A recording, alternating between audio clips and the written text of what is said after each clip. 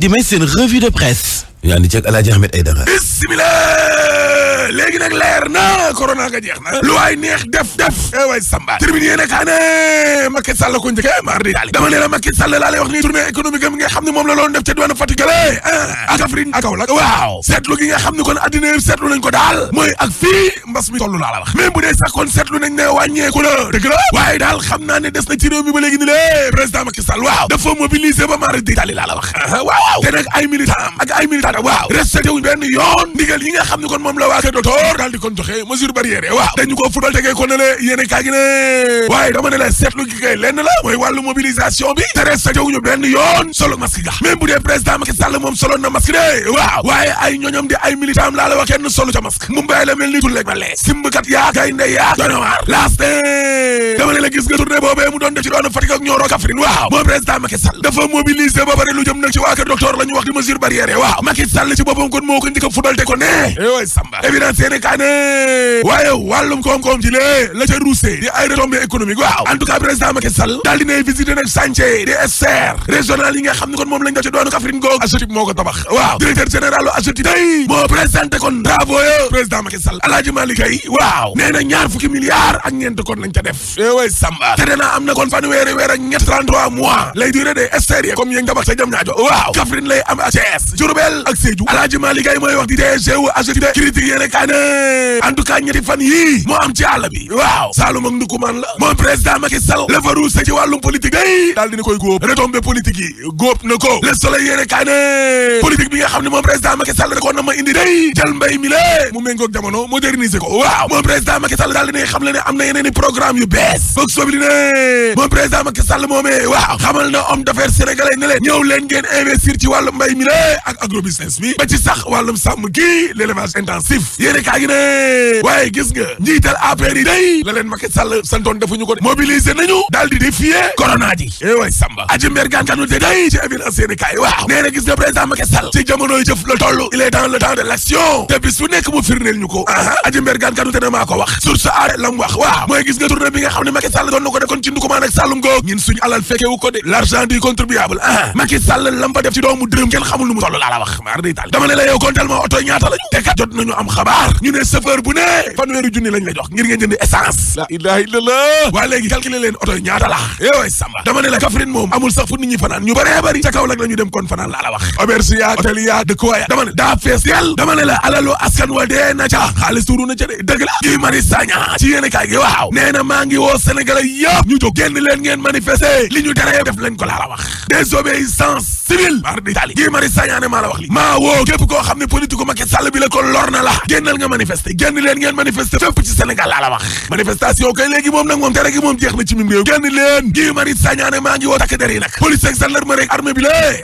buñ leen joxatee ndigal ngir ñuy tas ndajey bañ leen yéen takk der yi bañ leen Macky Sall kay ndaje na bam neex Le Quotidien yi ne kaay na Macky Sall kay ngi ca biir campagne ba laa la wax dama ne la ma ngi ca biir campagne ba Seydou Gueye porte-parole APR ak porte-parole gouvernement bi ci Vox Populi waaw nee na dama ne élection locale yi dañ koo war a amal ci 2021 Seydou Gueye porte-parole gouvernement bay wax de nee na élection locale yi dañu koo war a amal ci 2021 laa la wax ngir nag lu jëm ci wàllum élection ci mim réew mbir mi mën a ànd ak stabilité mënuñoo continuer ni ñaxtu rek aj na ko aju ko ñaxtu rek élection rek Seydou Gueye ne loolee mënul continuer critique yéene kaa ne coowal troisième mandat baa ngay continuer ay miiru ñing waaw lakk na daay ga de maar di tali maa la ko wax assemblée nationale kay baleel nañu Macky Sall kon yoon bi ne ko sa ginnaaw ba ndang way samba ay miiru ñing président groupe parlementaire Benno Bokk Yaakaar ci Le Quotidien yéene kaay waaw nee na buñ ko jaaralee yoon juridiquement Macky Sall mën naa am troisième mandat laa ilaha illallah sur Quotidien bu doon maynees la dañ naan nag ma ngay jàpp forme coowal troisième mandat ba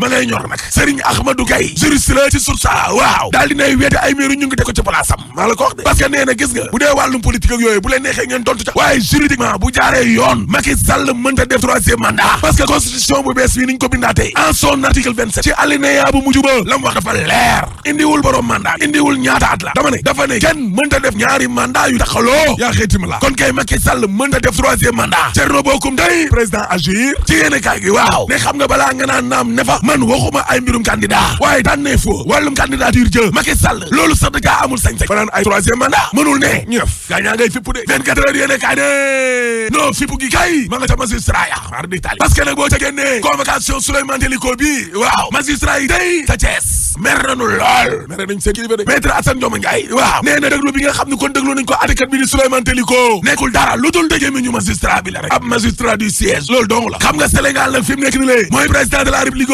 système mbe gouvernement nga mbiyoo gars yi nag war nañoo am ngoru seefli seen loxo nag ci wàllum pouvoir bi lée nga xam ne moo tax ba seen dund mën a ànd ak dal wala sax def lu ne wee ngi te dara du leen ca fekk enquête yéene kaa ne en tout cas Macky Sall situation bi fi mu nekk nii compliqué na dee wàllum inondation yi maa la ko wax même bu dee sax plan Orsec ba indi nañ ko gis nga inondation yi ba léegi ni la ña nga fa laa la wax nguur gi daal fi mu nekk nii wàllum pompe dong lañ yaakaar ca ba la ngeen ne lee dex ga waaw daal dinay génn de maar di taali dex ga génn na ndox ma wan na téeméer ak fanweer ak ñaar ci ay hectare laa la wax maar di taali laa ilaaha illallaah termine yéene kaay ne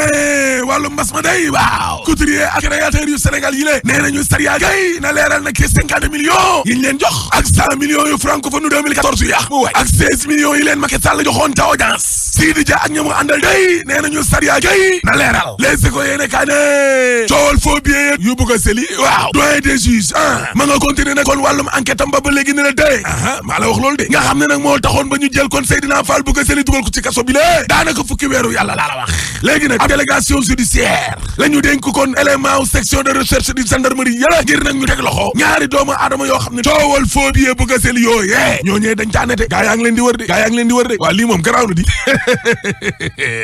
mais gis nga coowal faux billets bëgg a seli yii ak lu mu garaaw du gënta garaaw coowal pétrole bi mukk parce que suul gaz du ko tere xeeñ te troisième mandat dañ ko fiy tere rek boo paree ma ne la alaaji te ca Kolda na fa xale yi di labe ma ngi gën a metti benn week-end ñeenti nit ñoo faatu Pape Kadiali Badji dana ci dellu soit ak ñun njiitu réew mi mu ngi ci tukkib koom-koom lañu koy woowee ci gox yu wute sàkku ci ñu gën a dooleel mbay mi ak càmm gi des na ci dellu si ci suñu ndaw yi ñu doon toppal boobu di tukki nemmeeku ñaareelu état bu campagne nationale sensibilisation contre Covid-19 ñaare ca jamono ji tolluwaay ba Papa Dieye dana ci dellu soit ak ñun sport bàyyi ma antambub yéen kay Alaaji Ahmed Aïdara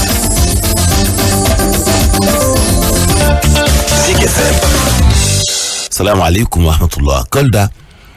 ne fa nit ñi di labe ma ngi gën di metti ndax ci week-end bi ñeenti nit ñoo fa faatu ci lab ñaari ndaw ca Saare Moussa Ndouru lañu amee dimanche bi itam beneen waxambaane wala xale bu am lu toll ci juróom-ñetti at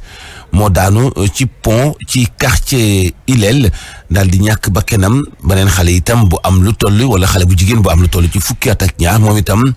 faatu na ci pont moom itam la daal di daanoo ci dëkk boo xam ne diggante ma Kolda gi toll ci juróom-benn kilomètre loolu metti na leerali ak Pape Kadiali Badji ci week-end bi rek lu tollu ñeenti doomu aadama daa dina ñu lab ci département bu Kolda ci samedi gi le nag ñaari ndaw daa dinañu lab ci Saare Moussa Ndour ci dimanche bi nag si suba ab xale bu am juróom-ñetti at moo daa di lab ci pont bi nekk ci quartier Ilel fii ci commune bu Kolda témoin bi nag di ci addu kii bi dàllam daanu na bëggul bàyyi vélo bi bëgg na for dàllam ci diggante boobu la nekk xam naa courant bi drainer ko mu dem après xale yuuxu léegi xaw ma ndax ñax bi mën na ko téye bu ko téyewul xam naa day continuer kii parce que gars yi balaa ñoo ñëw fekkee xaw na yàgg. yemuñu foofu ndaxte ci jamono boobule nag ci dëkk bu ñu duppee Saare Tamsir ab xale bu jigéen bu am fukki at ak ñaar moom it daal dina lab gannaaw ba mu doon jéggi ab pont ànd ci ak yaayam. dina xale bu jigéen la quoi entre 12 ans 13 ans. ñeenti néew yooyu la nag ñii di sapeur pompier yu 42e compagnie d'incendie et de secours bu Kolda daal dinañ leen génnee ba yóbbu leen ca morgue bu hôpital régional ba waajur yi war a moytandiku te bàyyi xel bu baax a baax ci seeni ay doom.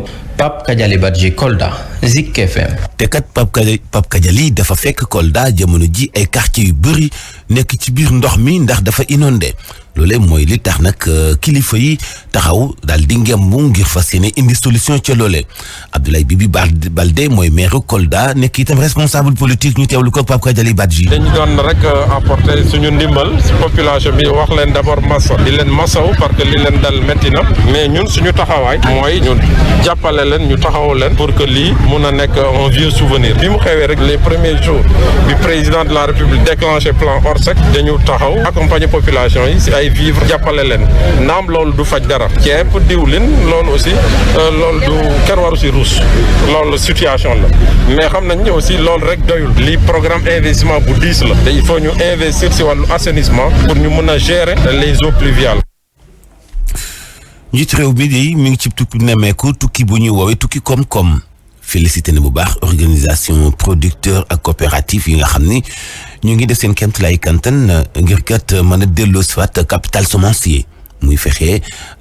amal askan wi jiw wu baax doon di mën a kantanal mbay mi ci région ba nga xam ni mooy di bu Sine Saloum njiit réew mi nee na am na mbégte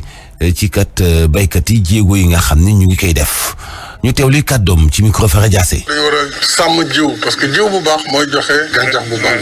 xam nga jiw bi nag at mu ne état bi dafay jënd si ñu mel ni seen jiw pour di ko redistribuer subventionné donc loolu dafa am solo ci gerte am solo ci bépp xeetu meññeent lii moo tax nga gis gàncax gi rafetee ni mu rafetee ni muy wàllu ngooñ bi wala doom yi fees nañu kon ça veut dire que ñu ngi produire normalement vraiment mu am mbégte tam ci façon organisation bi béykat yi def ndax lu ñaar bokk moo gën lu kenn di def te mbooloo mooy doole kon coopérative yi bu leen boolee ñoom dinañu gën a am kattan. day bàyyeekoo ci président Macky Sall waaye fekk na ay kaddu jàmbat yu bëri bàyyeekoo ci béykat yi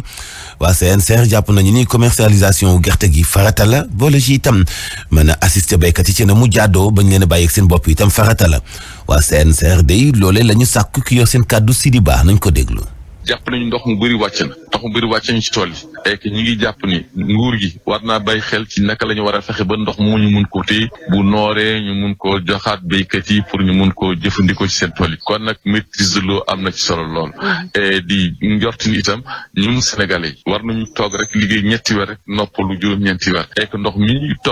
suñ ko téye Sénégal mun naa dundal Sénégal bu dundal réew yi ko wër et que ñu ngi nañ bàyyi xel ci gerte gi ñu war a ñor war la ci lii fi war a ñor naka lañ koy jëndee ak lañ koy sopparñe loolu itam lu ñu sabab. ginnaaw kàddu yu bëri yoo xam ne yàgg na ko yëkkati Guy Marius Sagna mooy nekk njiital FRAPP sàkku na itam ci page Facebook am Sénégal yëpp jatu ndax jaay doole gi nag ak maa tey gi xel mënatu koo nangu misaalu liggéeyloo nit ki te doo ko fay ak yeneen yoo xam ne ci jaay doole lay doon ngir ñu manifester nag ndax lii ñuy bàyyi nii bu fekkee continuer na Sénégal dana metti lool daa mel ni dëkk bi ñaari askan ñoo fi nekk nit ki am sañ-sañu liggéeyloo nit ki te du ko fay te tus du ko ci fekk ak yu mel noonu ci doxalin mel na ni kon gouvernement bi ñoo seetaan yenn samba booy yi amus tuut di exploiter ñi ci des ci anam ak maa tey la nga koy fay kay bu baaxul itam sax moo ko nanguy liggéey waaye liggéeyloo ko te du ko fay war nañ cee taxaw ngir loolu doon luy dakk ci Sénégal Guy Marius Sagna bokk na itam ci la mu sàkku ci ay publicité mensongère muy def ay pub ci loo xam ni du dëgg ci ngir kat defal sa bopp bakar fego rek ci ni féeteeg nguur gi wala yenn ci entreprise yoo xam ni bu ñuy exploiter nit ñi tous du leen ci fekk yooyu war nañ cee taxaw askan wi nag ñoo ko mën a fajal seen bopp. ñaareelu étape bu campagne nationale bi tënku ci wàllu sensibilisation ak xeex Covid-19 ak ay dons de sang yoo xam ni démarré nañu ko fële ca diwaanu Mbour association nationale donneurs bénévoles de sang du Sénégal ñoom ñoo ko amal liñ ci jublu mooy fexe remplir banque de sang yi wante itam ñaax nit ñi ci xeex wopp Covid-19 te kat ak njàlbeen la gu ñu fas yéene lawal ci ay gox yu wute ci Sénégal ñu fekk ci Mbour wala seen njiit yi mu yëkkati yooyu day kàddu ci diwaanu Mbour Papa Dieye ko taataan. bi mbasum coronavirus bi duggee ci réew mi ba léegi banque de sang yi dañoo ñàkk deret ngir xeex loolu nag ci la Andobe jóg daal di dugg ci biir réew mi. ñii may deret dañu raar maanaam kenn gisatu leen si béréb yi ñuy may deret warlu ko ndaxte pour xeex mbas mi dañ nañu moytu nit ñi dajaloo tax na ba banque de sang yi lu ëpp juróom fukki programmation maanaam génn doon génne pour mën a uti deret dañ ko annulé dem nañ ba banque de sang yi amatuñu woon deret ñu ne kon nag ñun en tant que association des donneurs il faut ñu jóg supporter u Mbour ñun dañ leen di gërëm di leen sant ndaxte ñoo mobilisé wu ñu semaine bu ne ñu jël benn zone si ODCAV yi ñu organiser may deret pour jàppale li nga xam ne mooy banque de sang jëf ji nag day tax ñi nekk ci biir réew mi ci région yi mën a yegg ci norme OMS yi. À Dakar nous avons atteint les normes de l'OMS à savoir 10 donneurs pour 1000 alors que dans les régions nous sommes à 5 donneurs pour 1000 donc il y a un gap important qu'il nous faut rattraper. Andobes nag bu mënee def lu mel ni ENDA ak OPEP moo ko jàppale ci programme bi ñuy wax Corona 15 ci volet bi ñuy wax résilience sanitaire Pape Dieye Mbour Zik FM. Papa Dieye mu nekkoon initiative boo xamante ni bi nag supporters yu stade de Mbour ñoom ñoo ko taxawee woon. fële ci diwaanu Touba itam fàttaliku leen ni am na benn quartier bu mag bu tudd Kër Baye Lahat am na jigéen ñu bëri ñoo xam ne bu ñuy mucc dañuy faatu joxe dund ngir ñàkk sa dund loolee nag dara sababu ko lu dul ñàkk ay bérébu fajukaay yu mën di assister jigéen ñi ci période bi nga xam ne ci la ñuy wande lor ba bu ñuy mucc mooy li tax ñu taxawal benn association bu tudd association Kër Baye Laat ca kanam jubluwaay bi mooy seen ëllëg ak seen i jafe-jafe ñu teel ko seen bopp ci seen i loxo ngir mën a aar seen njaboot Abdoulaye Diagne. ci diir bu gàtt kër docteur yi dina yokku ci diwaan bi di Touba ndax xeeru njëkk wu ñuy teg ngir ab poste de santé ci Kër Baye Laat ci njàppandalu association bi di Kër Baye Laat ca kanam Baye Modou Ndiaye moo yor kàddu bis bi. dina am maternité salle bu mag ñaari salle yoo xam ne si benn bu ci nekk dina mën a doon 10 lits dina amaat beneen salle boo xam ne si ne ngir képp koo xam ne si ni accouché nga ba pare foofu lañ la yóbbu nga noppalu fa dina am bureau sage-femme bi dina am bureau boo xam ne si ni infirmière bi moo fay ne dina am pharmacie. noonu ñu ni dañ tabax barabu fajukaay boobule ci ñaari sumbu. ban ko xoolee ba noppi ma ngay jar 60 millions loolu mooy li nga xam ne si ni moom lañ tàmbali première pierre bi. jëf ju ñu rafetlu tax jiitu bokk moomeel gi ne ñëpp ñoo war a roy ci ñoom Abdoulahat Ka jiitu bokk moomeel Touba. Kër Baye Laat ca kanam nii ngeen doxe quartier yëpp danañ mujj jéem a doxe nii ngeen di doxe. kuréel gii di Kër Baye Laat ca kanam sumb ne bëggatul a gis benn yoon jigéen ju ñàkk bakkanam ci buy mucc. Abdoulaye Diagne Touba Zik FM. Abdoulaye Diagne maa ngi lay jaajëfal am na kuréel gu tudd regroupement des vrais artisans de l'automobile du Sénégal RAVAS invité chauffeurs yi ñu dawal bu ànd ak karange teg ko itam ci wàllu discipline te respecter mesures barrières yi ngir xeex coronavirus ut nañu itam ay béréb yu ñuy dépanner ay wata ci kaw tali bi ku ci paan ñu mën laa taxawu dépanner la gratuitement jéego bu am solo boo xamante ni bi yàgg nañ ko taxawee ñoom ci la boobule association juddoo muy lu rafet am solo kenn ci kilifa yi ki jiite Ali Sow nañ ko déglu. muy matériel yu xarañ yoo xamante ni pour nouvelle technologie bi la pour nit ñuy dem ci màggal yi ak gàmmu yi mën a dem ci jàmm ñëw ci jàmm. ni ñun dinañ def dépannage gratuit bi waaye nag feebar dafa am lépp loo xamante ni nekk na matukaay boo xam ne dinañ ko jël ci feebar dinañ ko jël ndax dinañ ci yor ay masque dinañ yor ay gel. lépp dinañ jël daay matukaay yëpp ba nga xam ne pèlerins yi dinañ mën a dem ci jàmm ñëw ci jàmm. message bi ñuy lancé dawalkat yi mooy vraiment ñu def ndànk rek RAVAS mi ngi fi woon ñu ngi partout au Sénégal képp koo xam ne am nga paan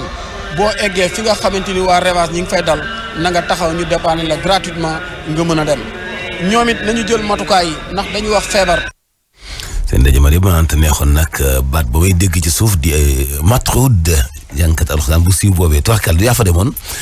ok ñu wax ci wàllu bitim réew ak itam li nga xam ni mu tënk rek ci wala laata bitim réew nañu wax ci benn inscription wala fexe insérer ñi nga xam ne seen ay cër matul ci wàllu handicap te ñu nekk fële ci diwaanu Louga ci diwaanu Tëngéej am na benn association boo xam ni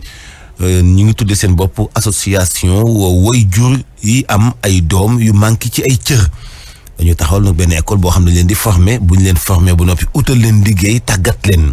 loolee doon lu am solo lu bari woon na ñu ñëwoon teewe si ko Cheikh Ahmed Tidiane Seck itam ma nga fa woon. ñaari at gannaaw ba ñu sosee ADPI di association départementale du xaritu ak wayjuru ko ñi nga xam ne dañu amee ay laago ñoom nag bëgg nañu tabax benn centre de formation professionnelle jagleel ko ñii di personnes handicapées yi Moussa Sam jiite ADPI. c'est un centre boo xamee ne bi dañuy recruter les personnes handicapées éduquer leen former leen insérer leen ñuy liggéey di am ay salaire comme yow comme keneen parce que dañu bokk ci réew mi. ñoom membre yu bokk ci kuréel gi nga xam ne mi ngi juddoo ci Tëngéej Tëngéej nam nañoo teg ay jéego ngir wëral li ñu duppee insertion sociale bu personnes handicapées yi. dañu bëgg inclusion boobu yaatu dañu bëgg mu law nag ci département bi d'abord. yéene bu ni mel nag faaw mu ànd ak gungeek ak participation bu ñi nga xam ne ñoo jiite collectivité territoriale loolee kaka xamal di député à l'Assemblée nationale Alioune Souaré. je crois que war nañu mën a jàppale association boobu si wàllu social parce que gis nañu ne surtout si communes yi association sportive yi dañ leen di fii subvention kii c'est une association képp association boo xam ne am nga këyit am récépissé commune war na la mën a jàpp. ADPI daal di sanc nag banxaasam bu njëkk ci commune bu Rufisque Ouest waaye nag lii di centre bi moom mu ngi ko namm daal di tabax fa la nga xam ne moo di ci commune bu Yène. Cheikh Ahmed Tidiane Seck Tëngéej Zik FM. Cheikh Ahmed Tidiane opposition ba ci Côte d'Ivoire la ñu bëgg mooy taxaw temm joxante loxo ngir opposé wu ci ñetteelu mandat bi mu bëgg a sàkku moom Alassane Dramane Ouattara ndax ab jalgati lay doon. li ñu bëgg mooy taxawal benn plateforme boo xam ne Henri Konan Bédié mi nga xam ni ay wujji démmam la joxante loxo tey ji misaalu Laurent Gbagbo ak Guillaume Soro waaye liñ ci bëgg rek mooy incha allah kii di Alassane Ouattara du am mukk ñetteelu mandat foofee ci réew moo di Côte d'Ivoire. ñaar fukki fan ak benn ci weeru septembre at mu nekk di bis bi àdduna bi yëpp jagleel lu jëm ci wàllu jàmm ñu koy màggal loolu mooy li tax assemblée générale bu Nations Unies jël bis bi nag fas yéene ci def ay thèmes yu am solo yu muy wesaare ci àdduna bi waaye ak jamonoy Covid 19 ji am na méthode bu ñu koy defee waaye xemmemteef gi mooy fexe ba mën a vulgariser benn message muy génne kàddu gu am solo gu ñu jëmale ci nit ñi ci ku nekk kii wéy jàmm. fukki simili ak ñett moo taftalu ci juróom-ñetti waxtu.